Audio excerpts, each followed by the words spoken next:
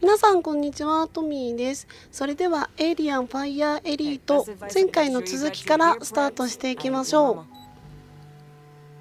う。今回はですね、地球の巨人引き揚げです。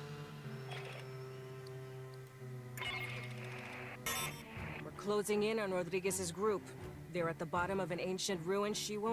選んだ瞬間にさ、こう誰かいるとすごい安心する。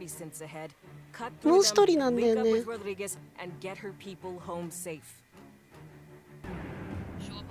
よし、決まった。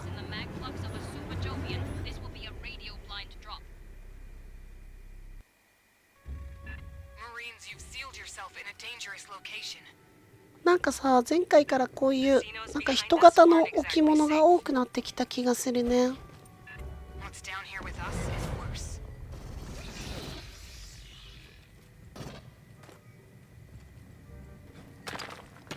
今回も先導してくれる人がいるから好き。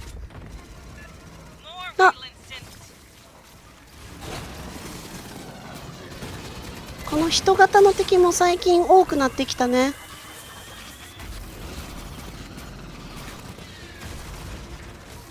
何？すごい爆発音が聞こえるけど、何？味方？敵なんかな？どっち？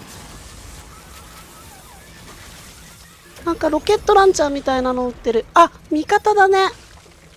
4区心強い。嬉しいな。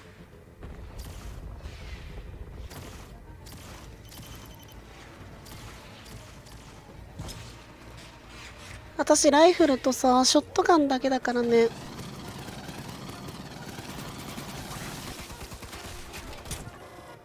なんか帽子とかさ、そういう色とかそういう方にお金かけちゃうからね、武器あんまり買えないの。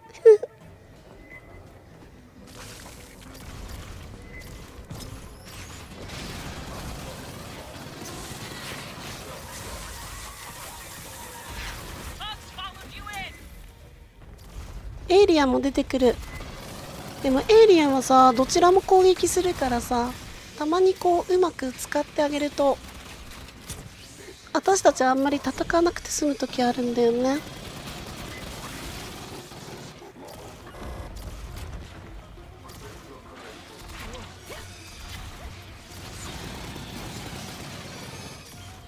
よし、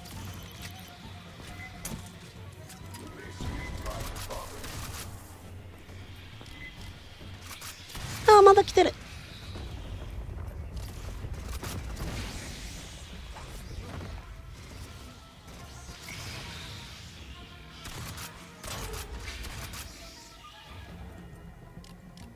よし、落ち着いたかな。じゃあ先に進もう。どこ行くんだろ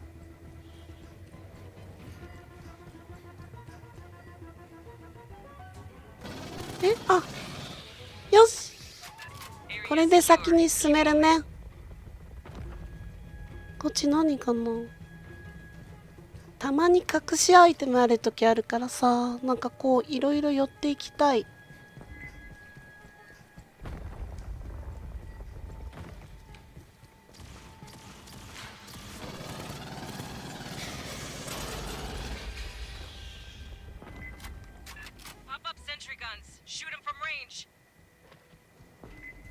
セントリーガン？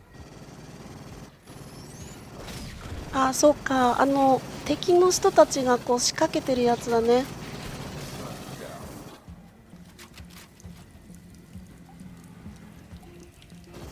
わあ、すごい。なんか顔がすごい。何？なんか画廊伝説スペシャルのテリーのさ、ステージ思い出しちゃうね。あれ実際にあれだよね、アメリカにあるんだよね。大統領の歴代の大統領の顔だっけ。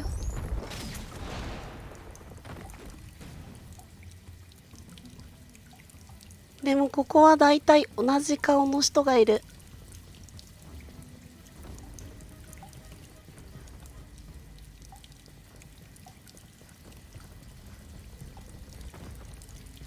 私時々変なところ行くんだけど、隠しアイテムをね、こうやって探してるからさ、ちょっと時々道にそれる。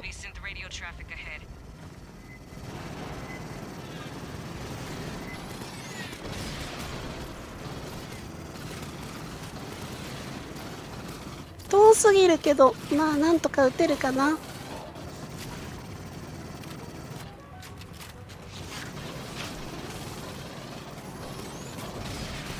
あ、すごい。やった。まあすごいショットガン良かった。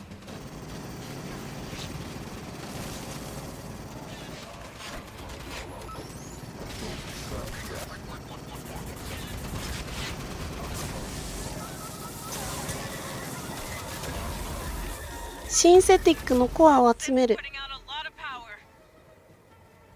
どっかに落ちてるの。あ、案内みたいの出てるからそっち行けばいいかな。でも私はそうこういうの探してるの。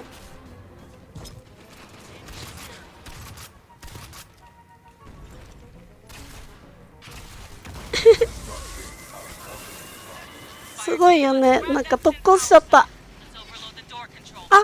あった。これだ。これをどこに入れるの？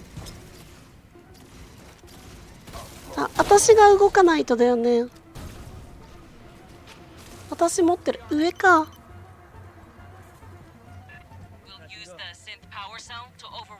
どこ？どこなの？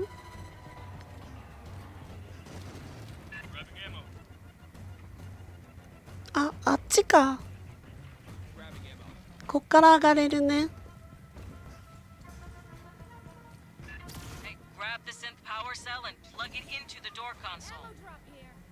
これいっぱい来るから備えておかなきゃだね。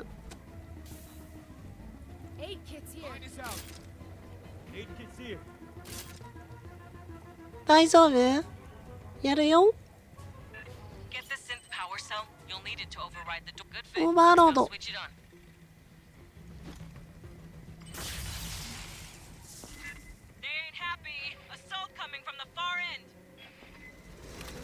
あ、来た。いる。いっぱいいる。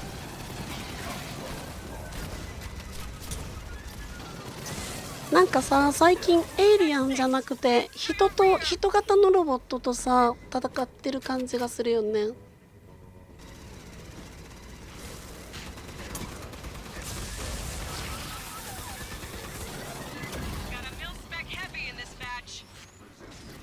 重武装式モデル？何？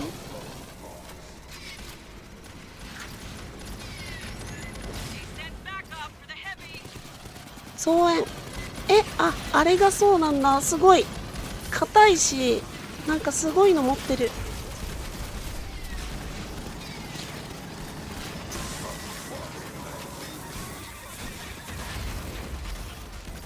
でもさ、こっちもロケットランチャーみたいなの持ってる人いるから結構重装備だよね。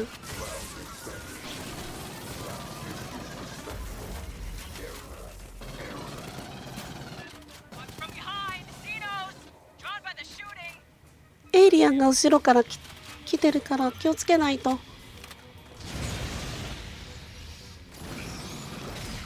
すごい一掃したね。すごいねあれ。この人の武器。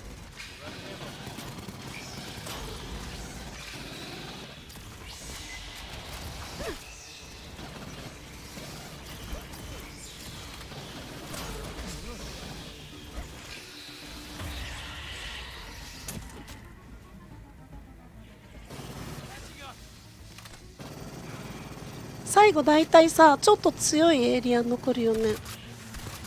多分あの子倒せば先に行けると思う。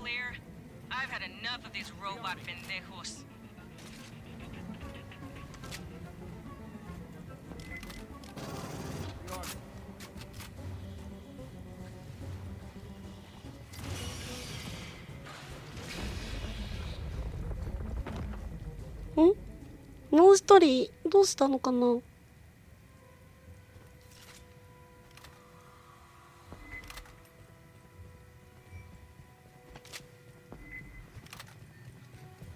この静けさが怖いね。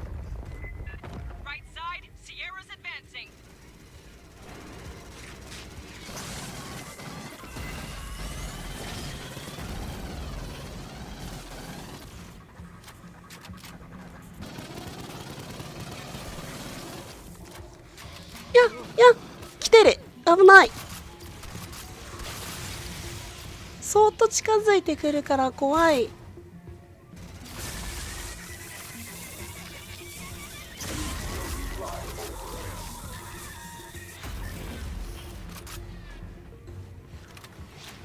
もう来ない？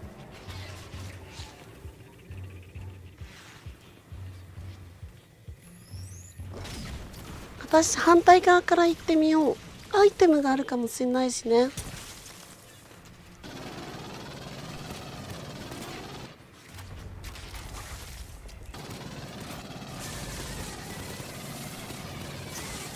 動かないで。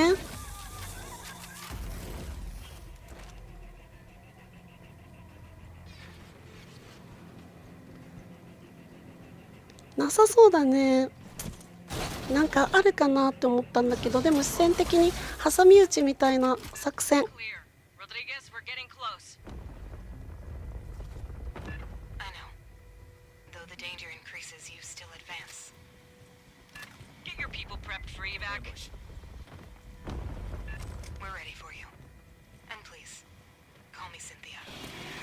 シンシアさん？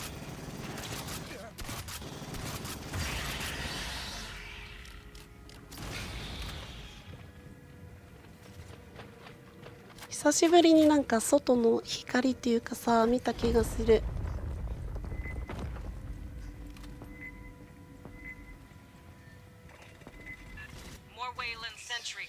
またセントリーガンがある。どこ？あ、あの正面のだね。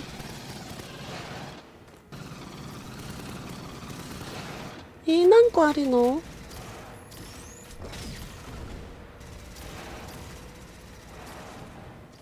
ないかな、ないかなって探しちゃう。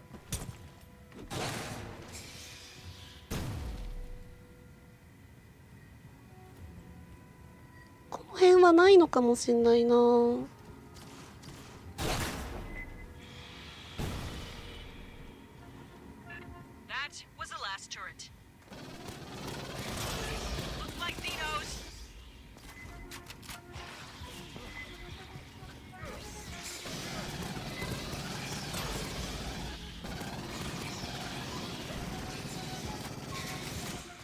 一回出てくるとさ、結構ね数出てくるからさ、先に進めない。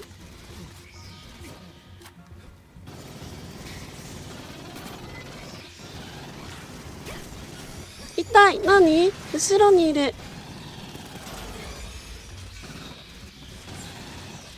どっから登場するか分かんないもん。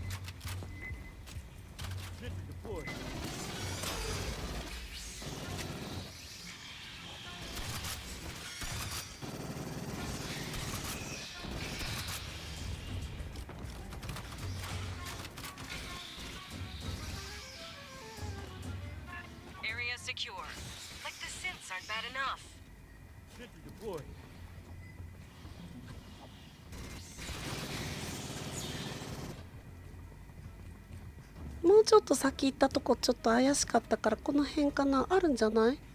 ないかな。ないか。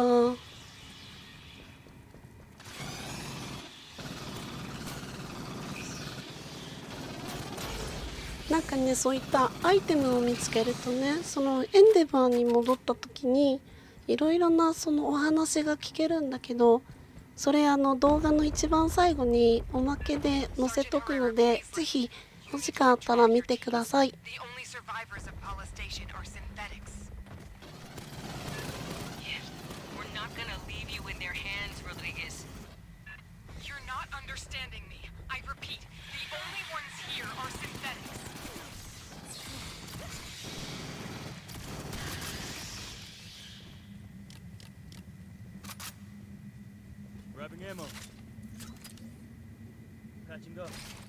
ちょっと回復しておこうかな。これね。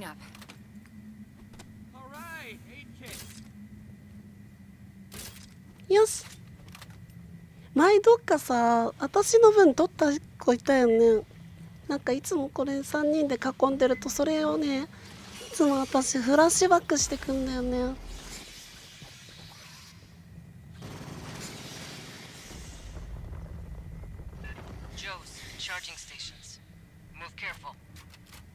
何？ジョー？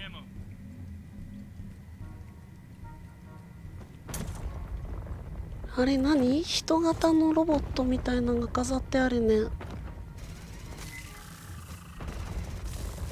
何？あ、壊してる。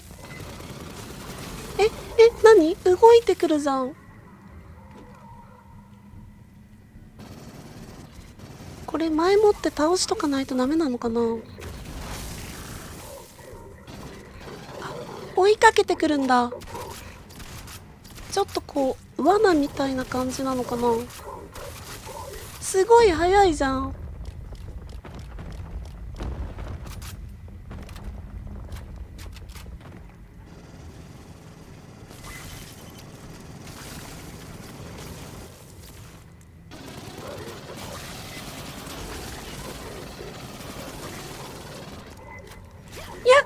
怖い。何？だってこの人たち左からって撃ってないじゃん。音とかにも反応してあれなんだろうね。私だけ狙ってる。助けて。もうあの二人先に行っちゃうんだから。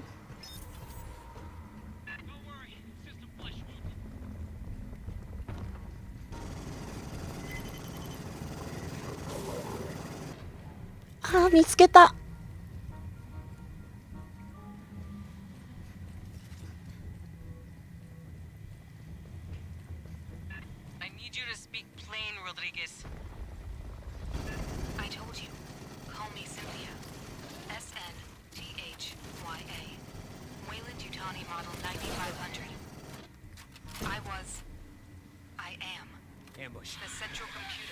いや、びっくりした。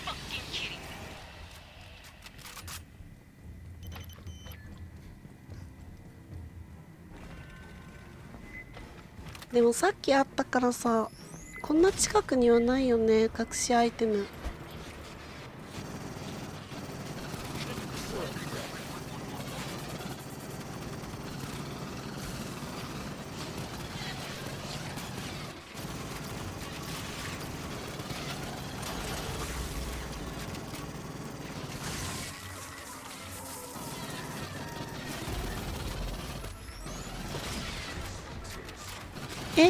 2人とも回復アイテムもうないじゃん。私だけしか持ってない。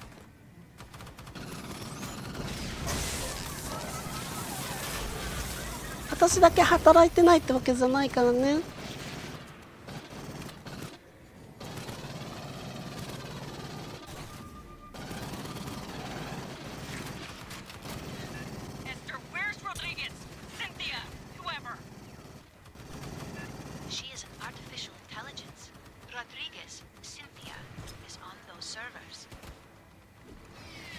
シンシアさんはサーバーの中にいるんだ。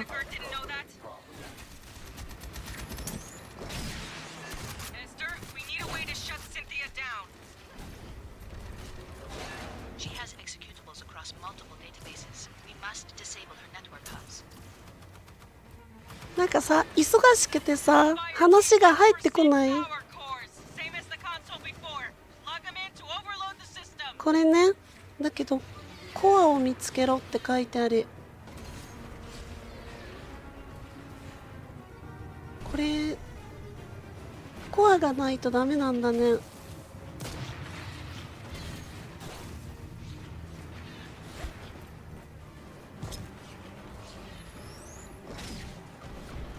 誰か持ってるのかな。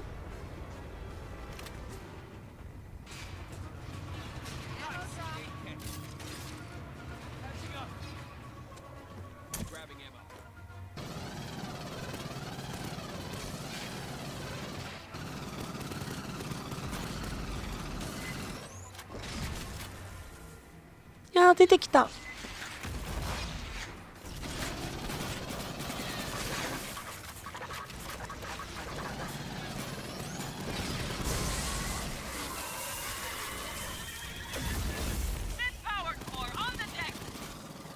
地べた？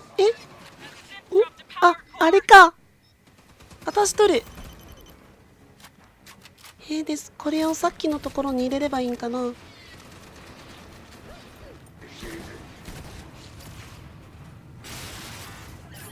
よし。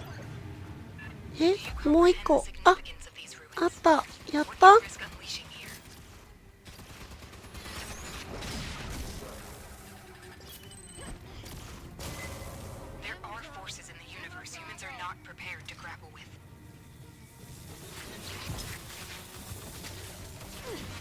何？何？何があったの？もしかしてあれかな、自爆したのかな、敵のロボット。ありがとう、嬉しいです。無視されちゃう。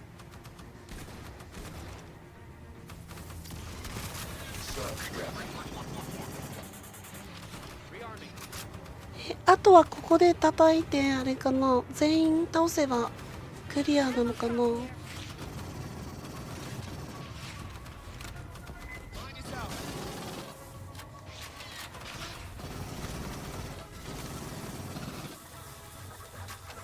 後ろに隠れてるぞ。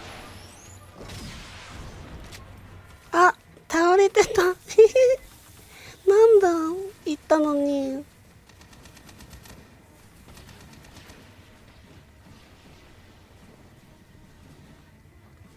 あ、こっちにもアイテムあるじゃん。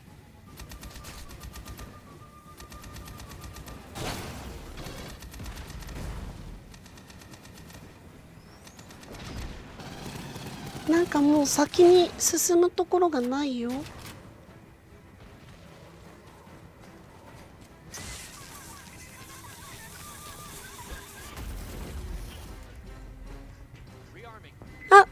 あった。やったね。みんながやってる間に私いろいろ探しちゃう。多分もうこの人たち倒せば終わりなんだろうね。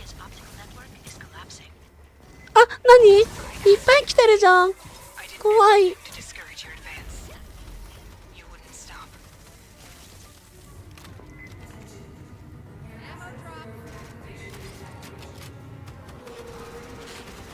大体さ、こういうゲームってあれだよね。アップロードやってる間ずーっと敵来るんだよね。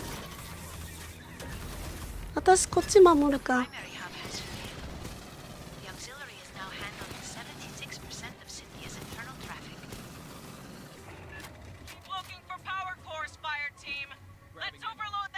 あっちなんだ、せっかくあっち行ってたのに。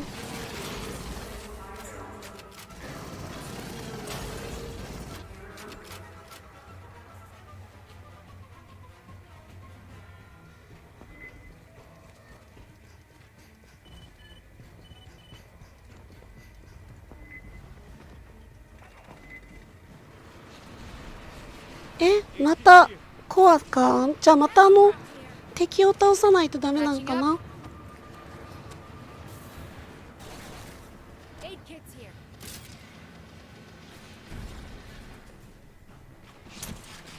エイドキッズヒア。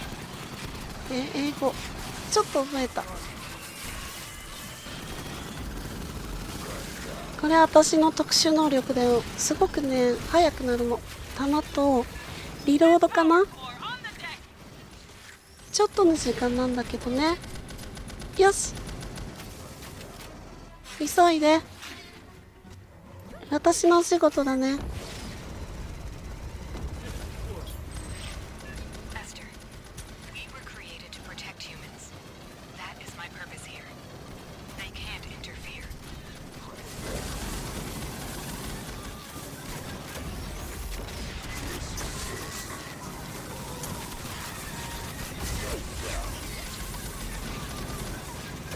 結構さ、ロボットたちが死ぬ時の爆風がね、結構体力奪われるんだよね。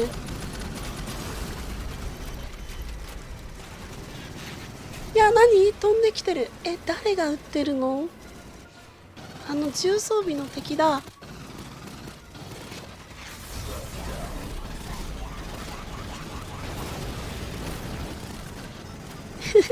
バーストライフルみたいな感じ。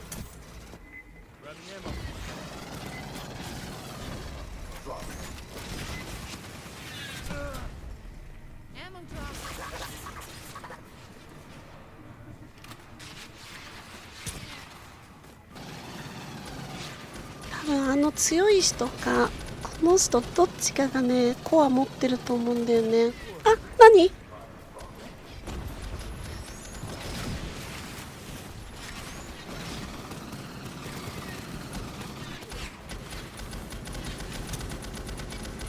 強い爆弾がある。私も投げたいな。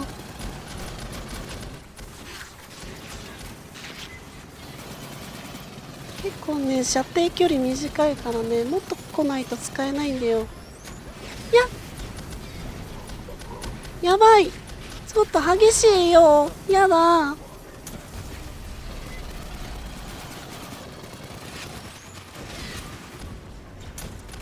怖い。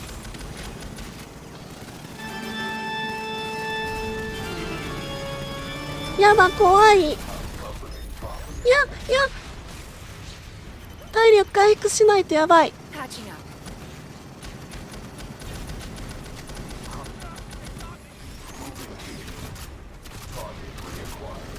ピンチかもしんない。すごい、初めてピンチ。助けなきゃ。よし。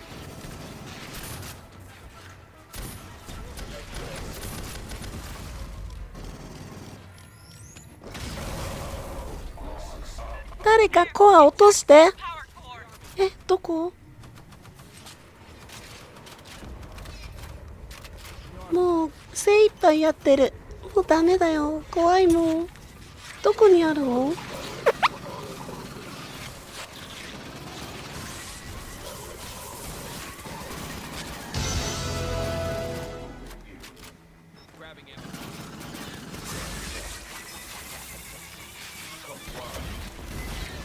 やばい。何？ちょっと待って。誰？コアは誰持ってるの？どこ？私場所わかんない。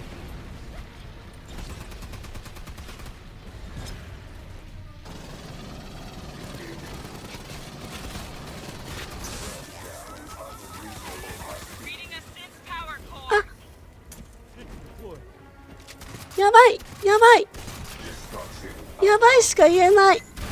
どうしよう。やばいやばいしか言えないピンチ、すごいピンチだって。やばいよ。コアはどこにあるの？やばい、助けて。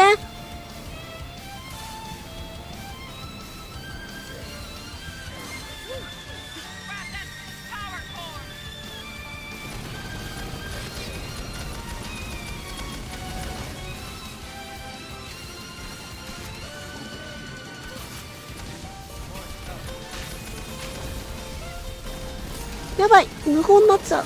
集中してる。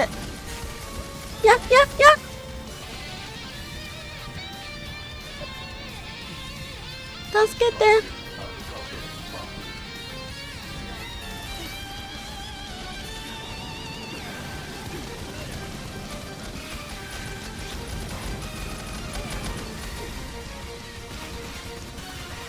やばい。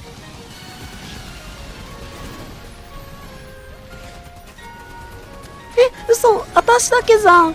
ダメ。なんで？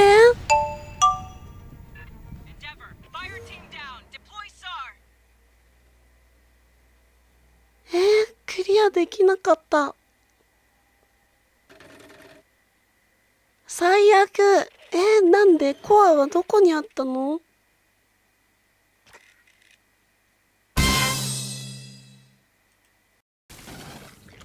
よし、今度こそ絶対頑張る。さっきのリベンジ。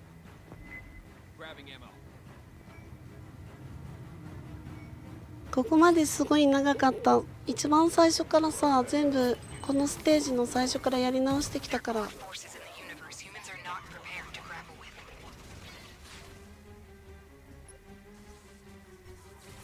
もうこれさ、いっぱい使って備える。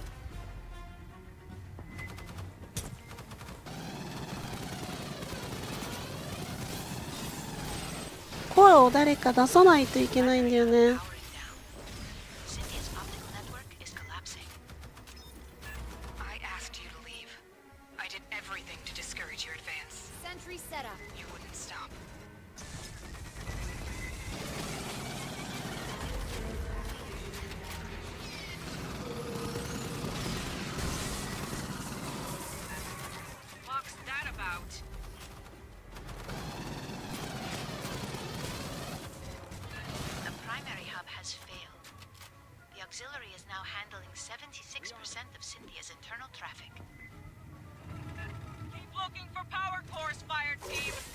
さあこっからだね。さっきこのパワーコアを見つけられなくてやられちゃってるからね。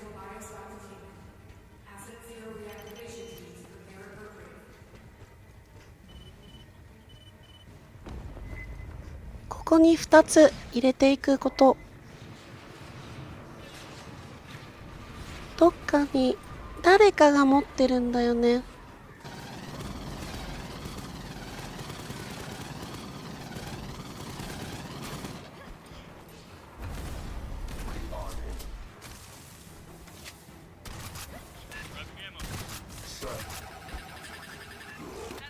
よし、一つ見つけた。もう一個だね。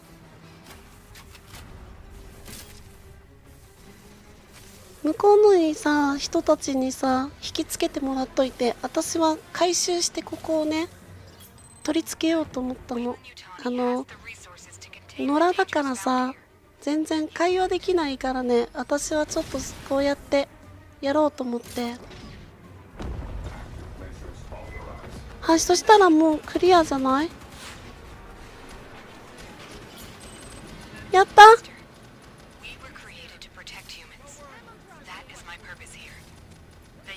緊急停止？どこで？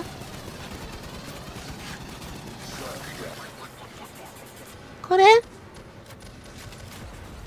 もう早くクリアしたい。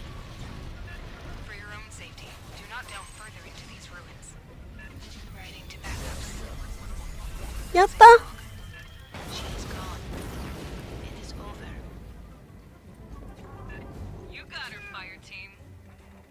え、何？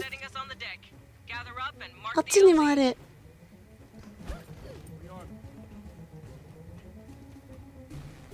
これどっかに取り付けるのかな？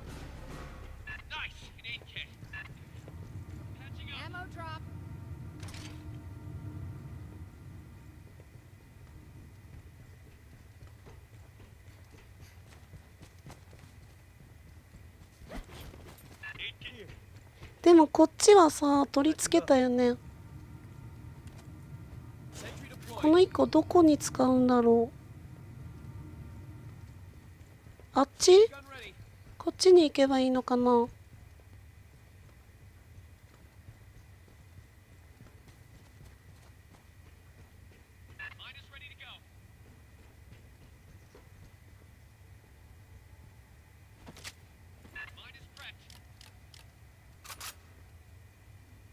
え、終わんないよ。何？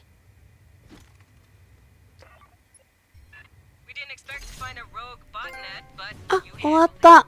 何だったんだろうね、最後の紫の子は。何？まあでもいっか、クリアできたしね。ではこの後は私がいろいろ取ったアイテムを使ってエンデバーの人たちと会話したいと思います。ではそれを楽しんでください。ではチャンネル登録と高評価お願いします。トミーでした。If I didn't keep the ship's stores balanced and we tried to go FTL, you know where we'd be? Spinning in circles at 291 billion clicks an hour, that's where. Everything that really matters. The real short version? Everything shit. Watch your ass. The only kinda short version? 4 bullet points. A. You can't get fresh food. Don't bother looking. 2. Anywhere we land, it's probably raining. D. Leave your pay on the ship. You won't be able to spend it. Most important, colonials will trade damn near anything for a good weapon. Settlements import nearly everything from the core in cans and vac-dry pouches, and they pay through the nose for it. Bigger colonies might have greenhouses, you won't see anything from those. Next to their kids, the most valuable thing to a frontier colonist is a carrot or a handful of radishes. If they give you a can of beige meat, that's not chicken, it's cricket. Cheaper protein. They ship it out here by the fucking ton. As part of the terraforming process, years of rain, at the end they have oceans. No place out this far has finished that stage yet, so don't deploy without your cover and poncho. And if you spend more than 5 minutes ashore, you're gonna get covered in mud. So learn to walk in it. Every settlement's sponsored by a corporation. They pay employees in company scrip and only accept scrip at company stores. The UA dollar isn't worth shit out here. If you have coins, you might be able to hawk them for the metal. Most colonies can't even connect to the banking network. Barter, mostly. Colonists get what the company sees fit to ship them. Easy way to get in good? Bring them shit they haven't seen since they left the core. Booze and tobacco are as good as cash. Spices are better. High value by volume, always in demand. A thumb drive of entertainment vids can make you a hero. All they get out here are company propaganda, commercials, and month-old federal news. If they let employees have guns, they might get uppity about working conditions. Most settlements have a company safety officer with a stun gun. The lucky ones get a colonial marshal. The people out here know the risks. They know about the Xeno infestations. They know whoever they work for has competitors. Another company might send some very deniable mercs to burn their homes to the ground, just to fuck over the bottom line of some manager back on Earth. When bugs come knocking or the competition sends a Black Ops team, all they can do is run, hide, and call for the Marines. I have seen this headgear in your combat recordings. It is worn by Weyland-Yutani's security synthetics. Human form androids are used for many applications, from administration to combat. Personal and corporate security are historically among the most popular fields. One of the earliest mass-produced security models was Weyland-Yutani's Davis from the late 2130s. Security synthetics often possess limited and inflexible intellects. Strict adherence to orders makes them preferable for riot control and strike-breaking. They cannot sympathize with those they are deployed against. Weyland-Yutani used many security synthetics at Palace Station. Perhaps this was because xenomorphs do not perceive synthetics as a threat or potential host. Unless attacked, they ignore androids. You pulled data off a company tablet. Excellent. Allow us to decrypt. It contains an InfoSec bulletin to employees. Unsecured electronic records may be cracked by the Colonial Marines' intelligence, surveillance, and reconnaissance service. We applaud their foresight. Commissars formed after the Frontier War. With the passage of the Colonial Protection Act, we provided oversight to eliminate corporate influence on the Colonial Marines. Over time, our mandate expanded to most intelligence tasks. Strategically, we enjoy all the sources you'd expect, from cyber warfare backdoors to interstellar keyhole probes. Tactically, we supervise Marine sniper and recon teams. Frontline Marines often mistrust Commissar's motivation, which is regrettable. We all serve in our own ways. Oh, your family is doing quite well, by the way. I thought you'd want to know. General Vaughn, huh? She got added to the knowledge after the Frontier War. Hey, yo, we gotta remember our mistakes as much as our success. If we don't, the shit repeats. Vaughn was assistant commandant of the Corps. Nobody paid attention to how close she was with Weyland-Yutani's boy. She and a bunch of those cabals put their heads together, figuring on provoking a war between us and the Union of Progressive Peoples. Company wanted to make a bunch of money on defense contracts. Vaughn wanted herself a real war. Gloves off, no rules of engagement, real killer shit. Thought we was playing too nice. They almost made it happen. They dropped bioweapons on planets from both sides and framed the Op-4, even planned an attack on our own high command using a captured Proggy ship. You got a scan of Katanga's black box? Nice! Look at that thing. It's what, 80 years old? These big refineries were supposed to be the future. Park them in orbit, fill them up, then tow them home while it all gets processed en route. They were made to mine metallic asteroids. Let me scan the logs real quick. In the early 70s, Seegson refit Katanga to crack ice. They'd haul a berg into the top of Ikasi Tower, and the works ground it down into water and byproducts. All that got piped over to Boshu Tower, the water got purified, and they split it into hydrogen and oxygen. You get life support and ship propellant. Huh. Entries stop in 2177. The last ones are about receiving evacuees and then some kind of exterior override. Weird.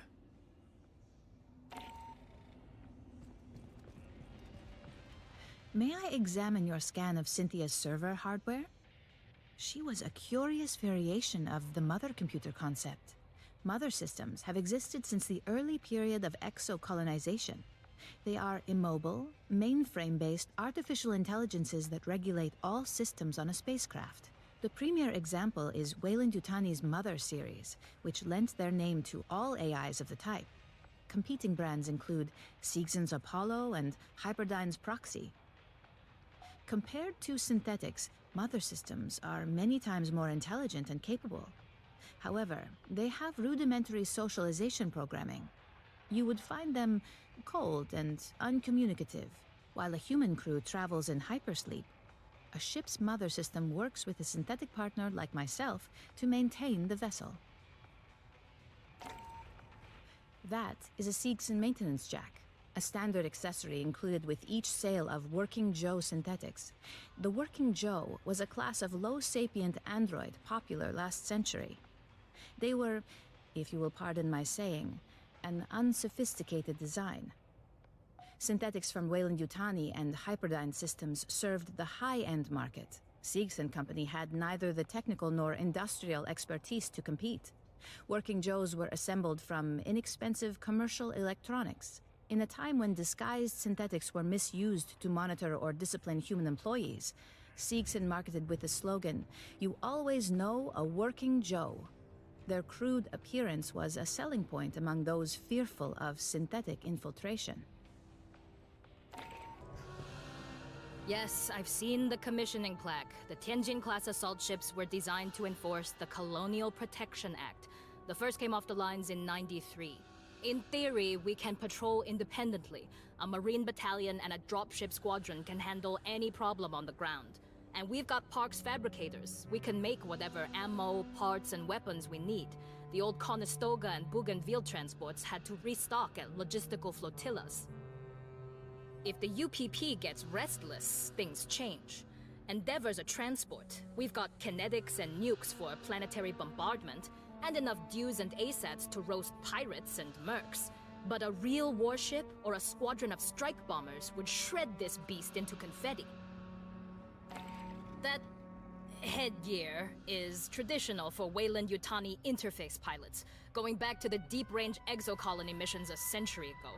I'm going to assume the synth pilot wasn't wearing it. Personally, I wouldn't get near the cockpit of those things. Dropships can't maneuver for shit, but those Weyland shuttles are just fancy bricks. All you can do is aim them at the ground and hope the retros stop you before you bounce off. You know they weren't even designed for what they do? Sanriku Heavy Industries markets the D-Series light-duty interface craft as an SSTO with re-entry capability, but the original model was designed to work purely in Atmo, using ground effect. Did it stop them from selling it as a shuttle? Of course not. Sanriku is a division of Weyland-Yutani after all. What'd you find? Colonial indenture contract. Oh, those are fun. From Seegson, dated 2175. So, look, people in the Corps wanna move out to the colonies, right? Maybe there ain't jobs. Maybe they're dreamers. So they signed with a megacorp. A company most end up in the Outer Rim. Places settled enough to vote, have schools and mail, regular cargo and passenger shipping. And some get sent to the frontier. Everything between the Outer Rim and wherever the furthest surveyor is. Those are just outposts. Rough and ugly. Terraformers, mine shafts, and prefab shacks. These days, the Outer Rim's 100 light years from Earth, give or take. Last 20 years, the companies have set stakes farther and farther out. You found an issue of Ion Seegson? Dang. The company hasn't published that for like 30 years. A century ago, Seegson was real big, one of the interstellar corporations. They put their money into deep space platforms, O'Neill colonies, asteroid refineries, you name it. Then Weyland-Yutani made a bunch of breakthroughs in terraforming. Turning a planet habitable got a lot cheaper than assembling 1 million tons of orbital steel. By the 2140s, Seegson was on their way down. These days, they make cheap knockoffs of other people's stuff, like those working Josins. I heard in the 70s they tried to colonize some planets in the Mid-Rim. Wonder what happened with that.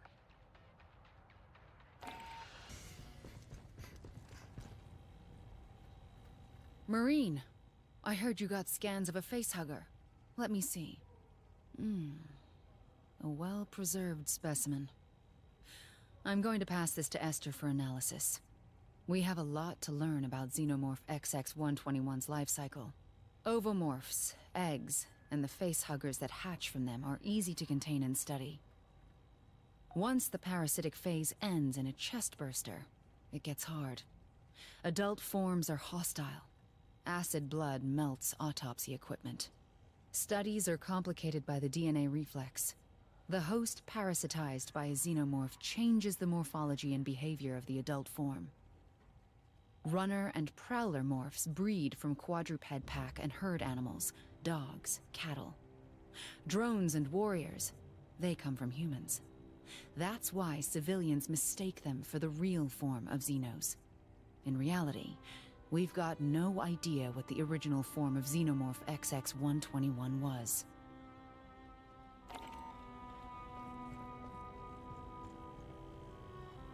Dr. Honeker's non-disclosure agreement. Interesting. Weyland-Yutani didn't name the facility he was assigned to. There's nothing about Pala Station or his specific duties.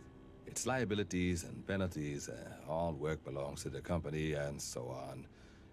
The closest they get to describing Pala Station's experiments on xenomorphs is a mention of hazardous conditions.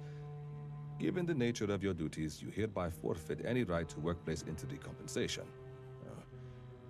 It's interesting that Dr. Honecker was unaware of Site 2, the xenoarchaeological ruins the company acquired pathogen from, 2 completely isolated task cells, each unaware of what the other was working on, or even of the other team's presence. Excellent operational security. You scanned a badge for Cynthia Rodriguez. May I have a copy? Corporate IDs contain a personnel file. We know Rodriguez was a cover identity for a synthetic controlled by Paula Station's mother computer, Cynthia. Her employee record is a cover story crafted by Weyland-Yutani's IT division. It claims Rodriguez served in the Colonial Marines and achieved the rank of colonel. Checking. Records in our own systems corroborate. I'm getting a full service record. Scans of handwritten commendations from her notional superiors. Even fitness reports. This is very thorough forgery. We're impressed. To inject false records into personnel command databases, the Rodriguez cover identity must have been initially crafted before the Frontier War. Weyland-Yutani no longer has such access. Dr. Honecker's ID. May I have a copy of your scan? Corporate badges contain employee personnel files. Likely nothing we didn't already know, but it's best to be thorough. Timothy Honecker was born in New York City. Interesting. Most born on Earth stay there. His family was reasonably well off, though he's paying rather exorbitant educational loans. He earned a doctorate in xenoanthropology from Wayland University, Mars campus, a controversial program. There have never been any alien cultures to study. Courses mix terrestrial archaeology with studies in exoplanetary sciences. One must understand the dirt one digs in, I suppose. This is interesting. According to Weyland-Yutani's own files, Dr. Honecker is presently cataloging the contents of a warehouse on Alexandria. It's likely we're the only ones who know his true location.